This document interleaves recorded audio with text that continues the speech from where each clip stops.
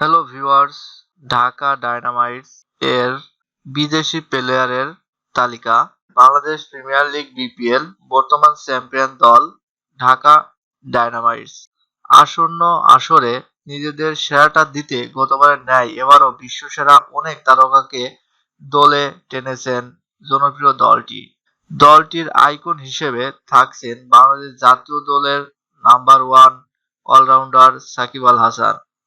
কারণ সাকিবের হাত ধরে গতবারও চ্যাম্পিয়ন হয়েছিল ঢাকা ডায়নামাইটস।